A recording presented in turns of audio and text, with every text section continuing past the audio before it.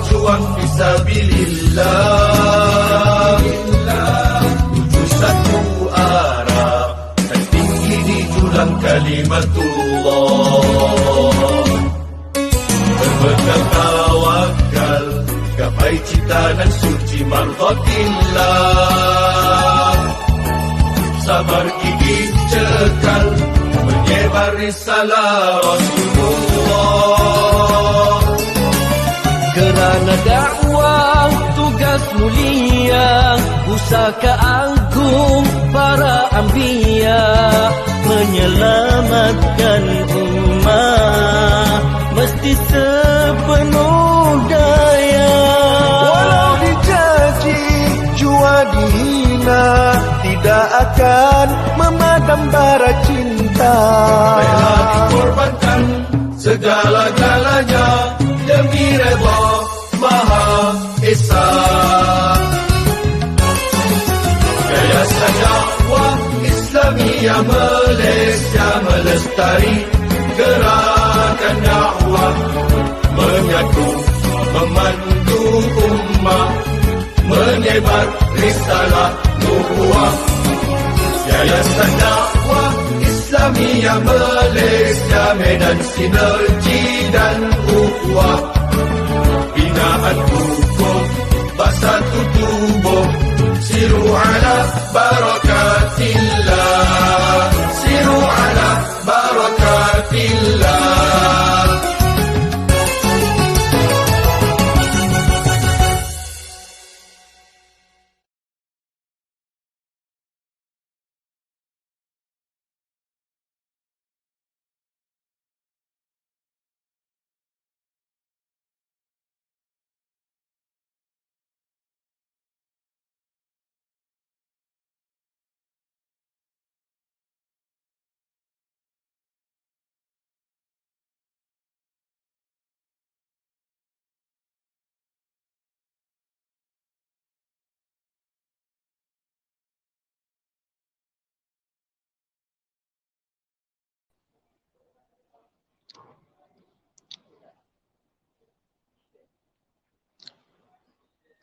A'udzubillahi minasyaitonirrajim.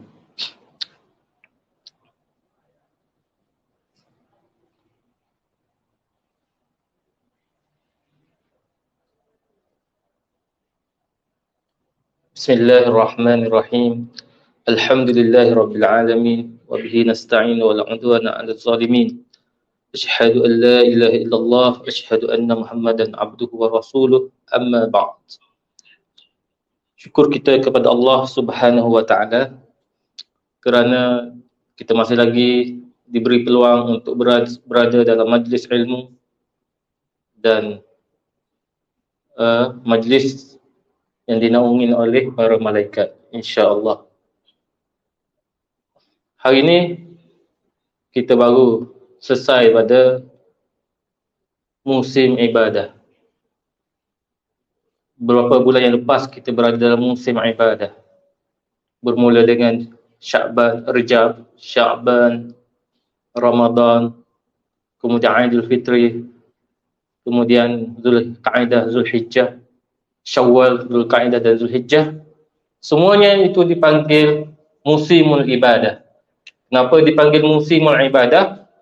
Kerana di sana pelbagai amalan-amalan ibadah dapat kita laksanakan dengan berpuasanya, dengan bersedekahnya, dengan berzakatnya. Dan minggu 3 hari lepas kita selesai dengan ibadah hajinya bagi mereka yang mengerjakan haji.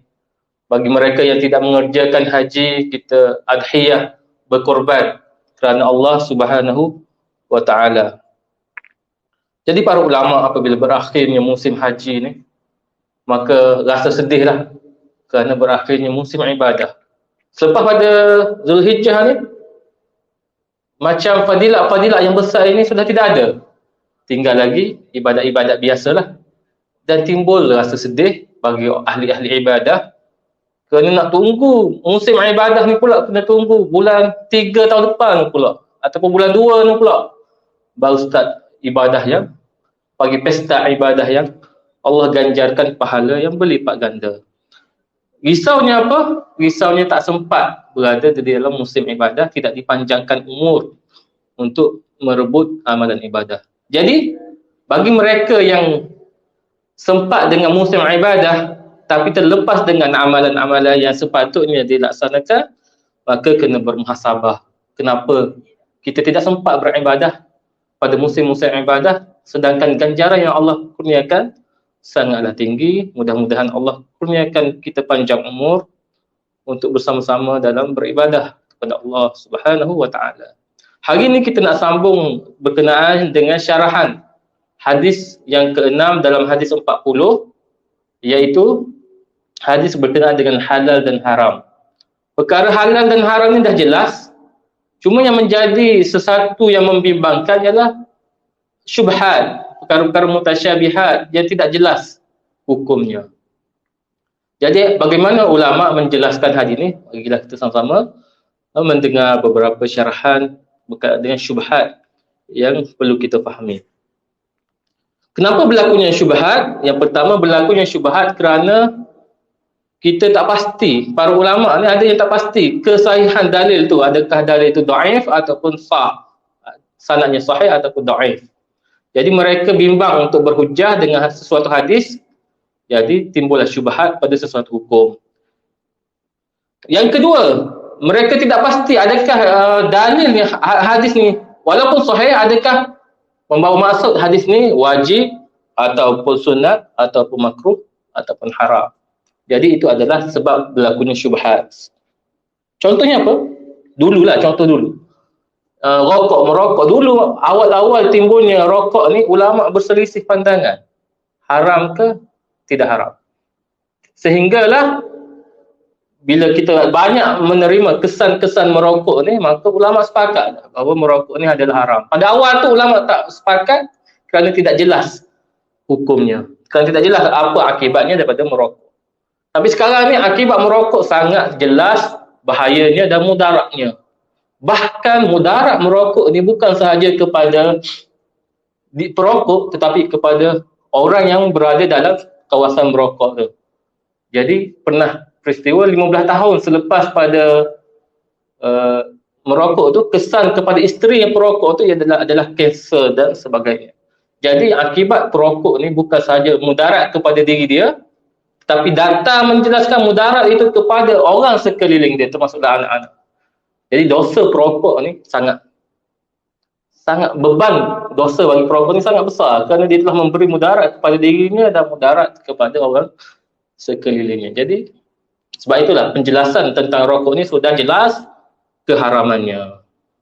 Yang ketiga, kenapa berlakunya syubhat? Kerana kemahiran untuk mengeluarkan hukum di kalangan asatizah tidak jelas. Mana takhrijul manatnya dan mana tahqiqul manat. Benda tu akan yang benda tu kena belajarlah dalam usul fiqh. Jadi di situlah timbulnya syubhat-syubhat, fatwa-fatwa yang tidak jelas menyebabkan berlakunya syubhat terhadap sesuatu masalah. Kenapa berlaku macam ni? Kerana qillatul ilm. Kerana berlakunya syubhat ini kerana orang yang terlibat dengan perkara yang syubhat ini, perkara yang samar-samar ini ialah orang yang ilmunya kurang. Dalil tu ada, hukum tu jelas, tapi kerana dia tidak belajar, maka dia sangka perkara itu halal, tapi hakikatnya mereka berada dalam lingkungan perkara-perkara yang haram. Ataupun mereka ni kefahaman terhadap sesuatu dalil atau kefahaman sesuatu perkara itu kurang faham, tidak belajar dengan sedalamnya, menyebabkan mereka membuat kesimpulan yang salah dan mereka tidak mendalami terhadap sesuatu isu. Contoh yang saya sebut tadi tentang merokok tu, sehingga sekarang masih ada ustaz-ustaz mengajar di masjid, dia kata merokok ni bukan perkara haram. Sedangkan jelas, ittifaq, ijma' ada para ulama daripada sekarang dan sebelum-sebelum ni sudah menjelaskan keharaman merokok, tapi masih ada di segelintir asatizah yang masih letak dalam bab makruh dan sebagainya. Ini adalah kejahilan atau qillatul ilmu yang ada pada asatizah, dan niatnya buruk lah. Dia menghalalkan sesuatu perkara yang haram kerana dia niat, sebab dia amal benda tu, maka dia mengekalkan pandangan yang halal terhadap sesuatu yang haram. Maka timbullah syubhat. Jadi kita sebagai para penuntut ilmu ataupun para pendengar ilmu ini, kita kena menjauhilah perkara-perkara syubhat ni. Dan perkara-perkara syubhat ini dia memberi kesan kepada amalan-amalan kita. Jadi apa kaedah yang kita gunakan untuk mengelak daripada melakukan perkara syubhat? Kaedah pertama yang dibuat oleh para ulama ialah jika syubhat itu jelas keharamannya, jelas kesan-kesannya, maka kita kena mengelakkan diri daripada syubhat tersebut. Kecuali lah kita tidak ada kejelasan terhadap perkara syubhat itu, maka amalan terhadap perkara yang tidak ada dalil bahawa ia ada syubhat, maka boleh diamalkan. Contohnya, jiran kita bukan Muslim, yang baik orangnya menghantar kita daging ayam ke daging lembu. Perlukah kita tanya dia, sembelih tak daging ni? Tak perlu dah tanya. Sebab kita tahu itu adalah jiran kita yang baik. Jadi kita tidak perlulah sampai tahap tanya kesahihan halal atau haram daging tersebut, kerana kita tahu orang tu baik. Walaupun dia non-Muslim, dia seorang yang baik, jadi tak perlulah kita bersangka. Itu adalah kaedah yang digunakan oleh para ulama dalam menghadapi perkara-perkara syubhat.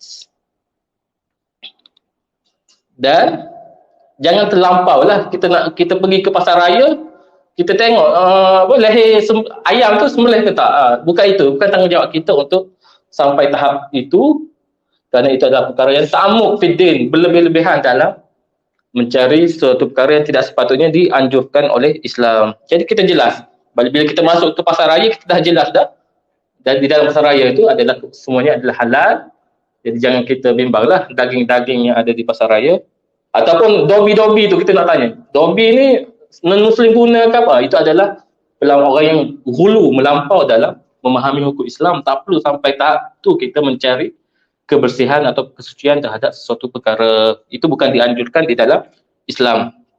Kenapa kita terlalu jaga, kita warak terhadap perkara syubhat ni? Kerana dalam hadis Nabi sebut, di dalam hati kita ini ada jasad, ada mudrah, ada di dalam tubuh kita ni ada ketulan jantung kita ni. Jika baik jantung kita ni ataupun hati ditafsirkan sebagai hati, tapi tafsir yang sebenarnya adalah jantung. Jika baik jantung kita, maka seluruh jasad kita akan baik. Jika rosak jantung kita, maka rosaklah keseluruhan jasad kita. Sebab itulah Islam sangat mementingkan amalan hati ni berbanding dengan amalan jawarih. Kerana amalan hati ini menentukan sama ada amalan anggota badan kita ini baik atau tidak baik. Jadi ada orang kata saya baik walaupun saya tidak sembahyang, tapi hati saya baik. Tidak. Kerana penentuan ibadah solat hari ni, maksudnya hati kamu bersih lah. Kalau kamu solat hari ni, saya melakukan maksiat tetapi hati saya jaga, saya ingat Allah, salah. Itu kaedah yang salah. Iza salahal fil jasad, iza salaha jasad, iza salaha jasad kullu. Jika baik hatinya, maka baiklah keseluruhan anggotanya. Jadi kena jagalah anggota hati kita daripada perkara-perkara syubhat, perkara-perkara haram, supaya hati kita dan amalan kita baik seluruhnya. Kemudian kita baca hadis yang ketujuh. An Abi Ruqayyah Tamim bin Ausin Ad-Dari radhiyallahu an Nabi sallallahu alaihi wasallam qala ad-dinun nasihah. Qulna liman? Qala lillah wa li kitabihi wa li rasulihi wa li a'immatil muslimin wa 'ammatihim. Daripada Abu Ruqayyah Tamim bin Aus bahawa Rasul sallallahu alaihi wasallam bersabda, agama adalah nasihat. Kami bertanya, iaitu para sahabat bertanya, untuk siapa? Jawab baginda, untuk Allah, kitabnya, rasulnya, dan bagi para imam-imam muslimin dan seluruh muslimin selain pada imam-imam. Okey, hadis ini rawahul Muslim, diriwayatkan oleh Muslim dalam kitab iman. Apa maksud an-nasihah? Ad-dinun nasihah. Sebelum kita pergi kepada apa maksud nasihat, kita kena kenal lah siapa rawi ni, Abi Ruqayyah. Kenapa para sahabat ni menggunakan gelaran Abi Ruqayyah? Ini adalah Abi Ruqayyah ni orang panggil dalam bahasa Arab kunyah. Gelaran disandarkan kepada anak seseorang itu. Nama anak dia di sini ialah Ruqayyah, maka disebahkan sebagai Abi Ruqayyah. Yang kedua, ad-dinun nasihah. Apakah maksudnya? Agama itu nasihat. Agama tu adalah nasihat. Apa maksudnya? Agama di sini, apa maksud agama dahulu? Ad-din. Ad-din ni ada dua maksud. Yang pertama, ad-din yang bermaksud hari pembalasan. Yang kedua, ad-din yang bermaksud dengan amalan kita, amalan ibadah kita. Jadi di dalam hadis ni dia tak cerita pasal Malik Yaumiddin, hari pembalasan, hari kiamat, tetapi yang dimaksudkan di dalam hadis ini ialah perbuatan, amal perbuatan kita, iaitu ibadah kita. Jadi apa kaitannya ad-din dan nasihat? Amalan ibadah kita ini adalah nasihat. Apa maksud nasihat ni? Khalisus syai', iaitu kita kena mengikhlaskan segala agama amalan kita ini kepada apa? Yang pertama, lillah. Ad-din dan nasihat. Ikhlas kepada apa? Kepada Allah. Macam mana kita nak ikhlaskan agama kita ni kepada Allah? Contohnya yang pertama, kita kena ibadah ni tidak boleh kita sekutukan. Kita solat hanya kerana Allah Subhanahu wa taala, dan kita kena syahadah, bersaksikan bahawa al-wahdaniyah, hanya Allah sahaja yang esa, tidak ada Tuhan yang lain. Allah lah yang bersifat uluhiyahnya, bersifat dengan rububiyahnya dan juga asma'u was sifat. Jadi kita kena beriman dengan Allah Subhanahu wa taala dan tidak boleh syirik kepada Allah Subhanahu wa taala. Kemudian hadis yang kedua kata, nasihat ini kepada siapa lagi? Kepada kitab. Bagaimana nasihat kepada kitab? Maksudnya di sini apa tanggungjawab kita dengan Al-Quran? Al-Kitab di sini dimaksudkan ialah Al-Quran. Apa tanggungjawab seorang Muslim dengan Al-Quran? Nasihat yang pertama ialah kita kena membela agama, membela Al-Quran itu daripada diseleweng daripada musuh Allah Subhanahu wa taala. At-tasdiq, kita membenarkan apa sahaja yang diwahyukan di dalam Al-Quran, itulah yang dimaksudkan oleh Allah Subhanahu wa taala. Dan yang ketiga, imtisalu awamiruhu. Kita kena turut apa sahaja perintah yang dibuat di dalam Al-Quran, sama ada solat, sama ada jihad, sama ada zakat, itulah suruhan daripada Allah Subhanahu wa taala. Dan ijtinab, kena menjauhi segala larangan Allah, sama ada meminum minuman yang haram, makan khinzir dan sebagainya, rasuah dan sebagainya, itu adalah perbuatan yang haram, dan kita hendaklah menjauhkan diri daripada apa yang dilarang di dalam Al-Quran. Yang seterusnya, bagaimana kita ingin berkhidmat dengan Al-Quran? An-nasihah lil kitab, ad-din an-nasihah li kitabhi. Bagaimana lagi? Kita kena turutlah hukum-hukum yang terkandung di dalam Al-Quran. Tak boleh kita menafikannya. Dan kita kena beriman bahawa apa yang diturunkan Al-Quran ini adalah hakikatnya adalah apa? Huwa kalamullah. Al-Quran ini adalah kalam Allah yang diturunkan kepada siapa? Kepada Jibril. Dan Jibril sampaikan kepada Nabi Muhammad, ke dalam hati Nabi Muhammad sallallahu alaihi wasallam, ke dalam jantung hati Rasulullah. Kemudian Rasulullah sampaikan kepada kita wahyu Al-Quran. Itu kita kena beriman kepada Al-Quran. Kemudian an-nasihah lagi. Agama ini nasihat kepada apa? Kepada Rasul. Jadi apa tanggungjawab kita kepada Rasulullah? Yang pertama, kita kena ikut sunnah Rasul sallallahu alaihi wasallam. Kemudian kita kena berimanlah bahawa Nabi Muhammad ini adalah Nabi yang terakhir. Kita kena ada apa? Sifat mahabbah kepada Nabi Muhammad sallallahu alaihi wasallam. Dan kita kena ingat bahawa kedudukan hadis Nabi sallallahu alaihi wasallam ini sama sahaja kedudukannya dengan Al-Quran.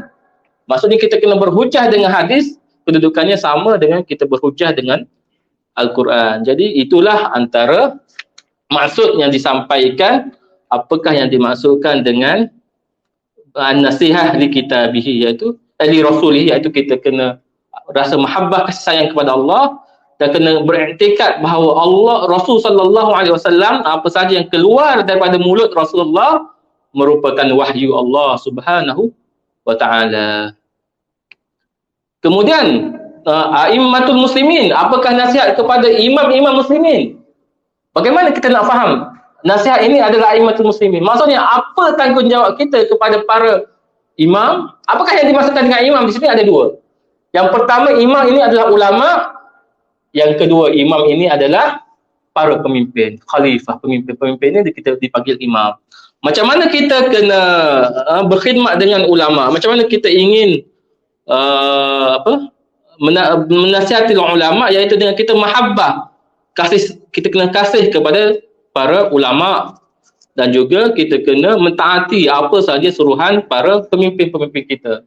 Kita kena ada adab dengan para ulama. Jika ulama difitnah, kita kena bela lah para ulama. Kita kena lihat Jika betul apa yang dikatakan oleh ulama itu salah, kita kena tegur. Bagaimana cara kita tegur para ulama yang melakukan kesalahan? Dengan kita dengan cara hikmah. Kita tidak boleh mengaibkan para ulama, kita kena tegur secara rahsia. Mudah-mudahan dia memperbetulkan kesilapannya. Jadi itu antara tanggungjawab kita dengan para a'immatul muslimin, para ulama-ulama, dan juga para imam, pemimpin-pemimpin pun kita tidak boleh mengaibkan para pemimpin. Terutamanya kita ni sekarang ni musim-musim pemilihan pemimpin pilihan raya ni, kita kena ada akhlak kita, tidak boleh mengaibkan, tidak boleh memfitnah para pemimpin. Kerana Rasulullah SAW menganjurkan kita ada sifat kasih sayang dan taat kepada para pemimpin. Jika berlakunya pemilihan, kita kena menjaga akhlak-akhlak kita sebagai seorang rakyat. Tidak boleh kita mengaib, menghina, memfitnah. Kerana perbuatan ini adalah perbuatan mungkar yang wajib dijauhi oleh kita semua sebagai rakyat, sebagai umat Islam yang terpuji akhlaknya. Kemudian nasihat lagi kepada siapa? Nasihat lagi kepada para muslimin.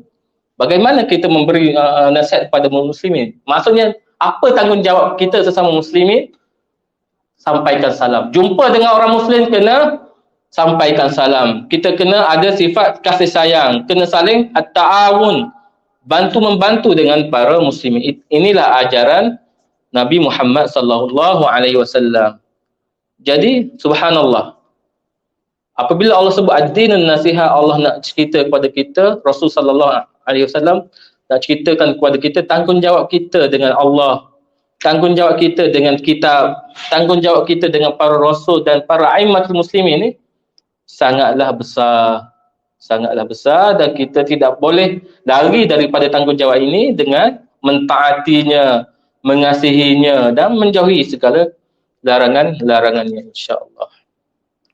Seterusnya hadis yang ke-8, an Ibnu Umar radhiyallahu anhuma anna Rasulullah sallallahu alaihi wasallam qala umirtu an uqatilan nas hatta yashhadu an la ilaha illallah wa anna Muhammadar Rasulullah wa yuqimus shalah wa yu'tuz zakah fa idza fa'alu dzalika 'asamu minni dima'ahum wa amwaluhum illa bihaqqil Islam wa hisabuhum 'ala Allah Ta'ala.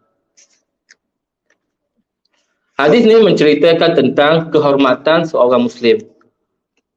Daripada Ibnu Umar radhiyallahu anhu bahawa Rasul sallallahu alaihi wasallam bersabda, aku diperintahkan supaya memerangi manusia sehingga mereka menyaksikan bahawa tiada Tuhan melainkan Allah dan Muhammad itu Rasulullah.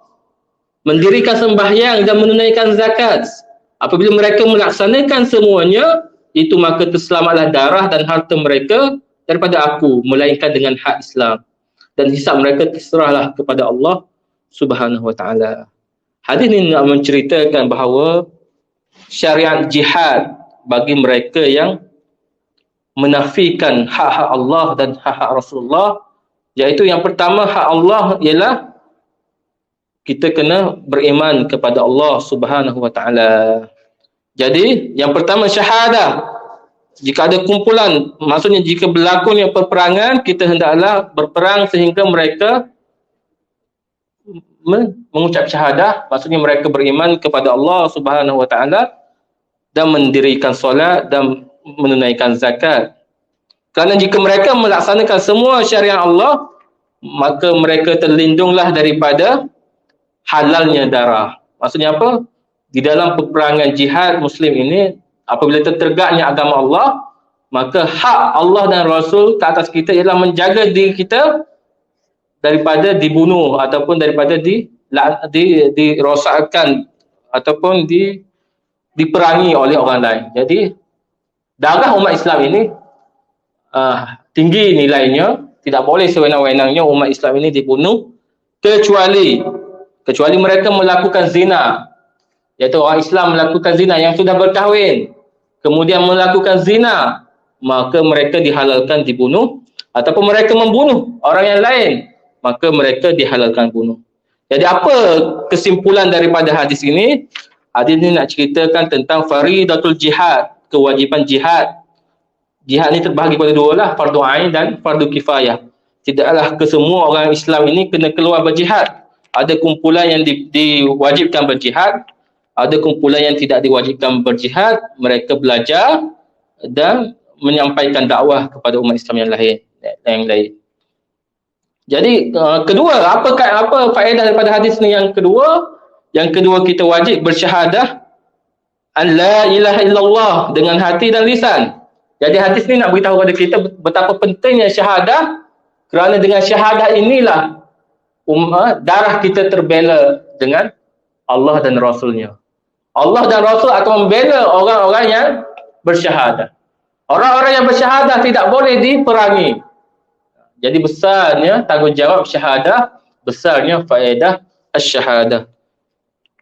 Apa maksud asy-syahadah? Dalam hadis ini kita nak ceritakan bahawa nilai syahadah ini ialah la ilaha illallah, la ma'budu bihaqqin illallah. Tuhan-Tuhan yang lain ini semua adalah batil. Kita tidak boleh syirik kepada Allah. Ada orang yang dia beriman, namanya Islam, mengucap syahadah la ilaha illallah, tapi dalam masa yang sama apabila anak dia sakit, apabila isteri dia sakit, dia pergi berjumpa dengan Tok Bomoh. Sedangkan Tok Bomoh ni amalan dia adalah melakukan kesyirikan kepada Allah. Jadi la ilaha illallah ini tidak sempurna iman dia kerana di dalam hatinya dia tak khalis lillah. Dia sangka bahawa Tok Bomoh ni ada kuasa untuk menyembuh anak dia yang sakit. Tok Bomoh ni ada kuasa untuk menyembuh isterinya yang sakit. Jadi di kalangan kita orang Melayu ni masih lagi percaya kepada bomoh ataupun ilmu hitam ataupun ilmu-ilmu batin ini menunjukkan kalimah tauhid la ilaha illallah ini tidak sempurna. Jadi sebab itulah diulang-ulang di dalam hadis an syahadatu an la ilaha illallah. Kita kena bersaksi bahawa la ilaha illallah, tidak ada kuasa lain, yang ada hanyalah kuasa Allah Subhanahu wa ta'ala. Di dalam hadis ini juga menceritakan kewajipan iqamatis solah, mendirikan as-solah. Termasuklah mendirikan solat itu ialah mendirikan syiar-syiar Islam. Apa syiar-syiar Islam di dalam solat?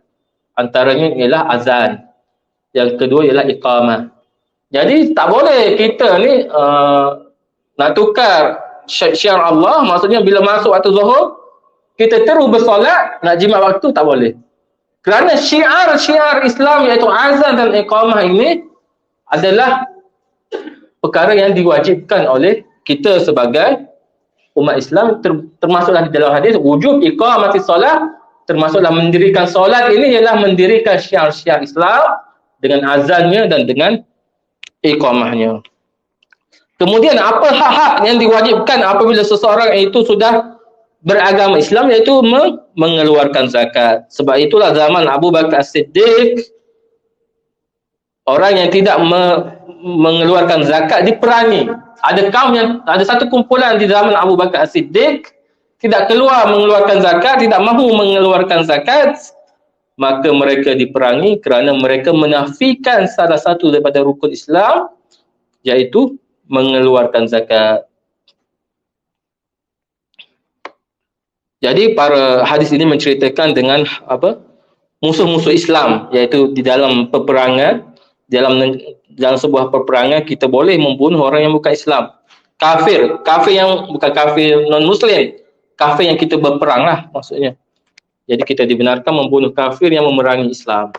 Bukan kita ni, bukan maksudnya kita orang bersorangan, tapi sebuah negara, sebuah pemimpin, sebuah ketumbukan tentera, mereka boleh membunuh mereka yang memerangi negara. Jadi itulah sahaja daripada saya, insya-Allah. Mudah-mudahan ya hadis-hadis yang kita bacakan pada hari ini memberi manfaat kepada kita, iaitu yang pertama kita menjaga perkara-perkara syubhat supaya kita tak termasuk dalam masalah syubhat. Apa yang menyedihkan kita ni, terutamanya amalan gharar di dalam akad muamalah ni, contohnya sekarang ni yang paling kita susah untuk kita keluar daripada perkara gharar ataupun perkara syubhat tapi haram sebenarnya ialah akad jual beli motosikal ni. Kita pergi kedai beli motosikal, kita tak mahu bayar cash, kita nak bayar hutang. Kemudian kedai mengenakan persen riba bayaran bulanan. Persen bayaran bulanan ini jika secara langsung dengan kedai, ia dipanggil sebagai hutang. Hutang ini dipanggil riba lah kerana ada manfaat keuntungan daripada mereka yang memberi hutang. Itu adalah perkara riba yang wajib kita jauhi perkara-perkara riba. Kecuali lah jika adanya pembiayaan daripada bank, daripada ejen-ejen keuangan yang lain yang menggunakan akad Islam, maka kita terselamat daripada syubhat riba, perbuatan haram iaitu riba. Jadi kita beli motosikal secara hutang, kita kena ingat akad itu macam mana, akad jual beli ke ataupun akad hutang. Kalau akad jual beli tak apa, tapi kalau akad hutang, kita hutang dengan token motosikal, bayar bulan-bulanan dan di sana ada lebihan faedah, itu dipanggil riba. Jadi elaklah daripada perbuatan riba macam tu. Cara nak elak dia, kita beli motor secara tangguh dengan melalui pembiayaan bank-bank ataupun ejen-ejen kewangan Islam, supaya kita menjauhi terlibat daripada perkara-perkara riba. Kerana motosikal yang kita guna ni untuk kita beribadah, kita pergi masjid, kita pergi solat, kita buat kerja, cari rezeki. Tapi sedihnya, motosikal kita ni melalui pembiayaan konvensional haram. Jadi kita berada dalam keadaan yang haram. Dalam tempoh yang lama, kita cari makanan yang halal tapi dengan motosikal yang haram macam ni, maka keberkatan itu lagi. Sebab itulah hadis-hadis berkenaan dengan perkara-perkara syubhat ini hendaklah kita jagalah, kita ingat pada diri kita dan warak kita. Akad-akad ni kita kena letak. Yang pertama warak, kita kena jaga. Adakah ini sah, adakah ini halal, adakah ini haram. Mudah-mudahan dengan kita menjaga warak kita ni terhadap segala muamalah kita seharian, Allah akan menarik berkat, memberi berkat kepada kita dan keluarga kita, dan keberkatan itu akan dapat dirasai dengan rasa sejahteranya sebuah keluarga, bahagianya keluarga itu kerana kita berada dalam suasana Islam, suasana yang halal, insya-Allah. Mudah-mudahan hadis ini memberi manfaat kepada kehidupan kita, dan insya-Allah kita akan jumpa lagi pada hari esok untuk baca hadis yang seterusnya, insya-Allah. Jadi kita tangguh dengan tasbih kafarah dan subhanallah, subhanallah wa bihamdika asyhadu an la ilaha illa anta astaghfiruka wa atubu ilaik. Bismillahirrahmanirrahim. Wal 'asr innal insana lafi khusr illa allazina amanu wa 'amilus solihat wa tawasaw bil haqqi wa tawasaw bis sabr. Assalamualaikum warahmatullahi wabarakatuh.